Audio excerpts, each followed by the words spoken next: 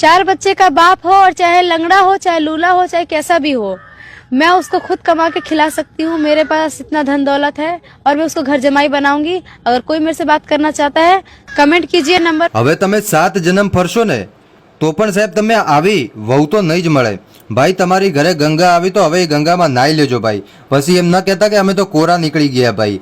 આ છોકરી તમે જોઈ રહ્યા છો, આ છોકરીની સગાઈ કરવાની છે, આ છોકરીને પરણવું છે ભાઈ। પણ એવા છોકરા જોડે પરણવું કે જે છોકરો ખરેખર કોઈ વ્યસન ન કરતો હોય। જો વ્યસન કરતો હોય તો નોર્મલ વ્યસન હોય તો ચાલશે, એટલું જ નહીં। આ છોકરીની પહેલી માંગ એવી ભાઈ કે હું મારા સાસુ ને સસરા જોડે હંમેશા માટે રહીશ। મિત્રો તમે જુઓ, આજકાલની વહુઓની પહેલી ફરમાઈશ આપણે કહીએ ને તો કે એવી હોય કે હું મારા સાસુ સસરા જોડે નહીં રહું, પરંતુ આ દીકરીએ એવું કીધું કે હું મારા સાસુ ને સસરા જોડે જ રહીશ, એમની સેવા કરીશ, મારા પતિની સેવા કરીશ।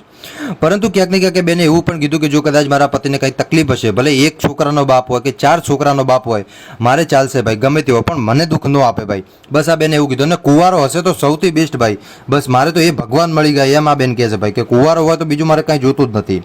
પરંતુ આ બેનની એક મોટી એક માંગ એ છે મિત્રો કે બેનને કોઈ પૈસા બીજું નથી જોતું, બરોબર, કાંઈ બેનને નથી જોતું। બેને એવું પણ કીધું કે જો કદાચ મારા પતિને કોઈ એવી વિકટ પરિસ્થિતિ આવે, ભગવાન ન કરે, તો એવી વિકટ પરિસ્થિતિની અંદર હું કમાવા જઈશ, પરંતુ હું કોઈ દિવસ હરામના રૂપિયા લેવા નથી માગતી ભાઈ।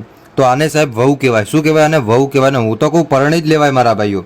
નંબર નાખી દેજો કમેન્ટ બોક્સની અંદર અને જોઈએ આજે સાહેબ કેટલા લોકો આ જુઓ તમે। અને આવી તો ગંગા સાહેબ ઘરે આવે ને તોય ન મળે ભાઈ, પરણી જ લો। હું તો એમ જ કહું મારા ભાઈઓ, આવી વહુ તમને જિંદગીમાં નહીં મળે મારા ભાઈ। તમે લખી રાખજો, જો તમારા સમાજની વહુ હશે ને ભાઈ, એ તમને શું કરશે તમને ખબર જ હશે। સાસુ સસરા જોડે તો નહીં જ રહેવાની ભાઈ, એને અલગ રહેવું, અલગ રૂમ કરીને રહેવું, મોજ શોખ કરવા।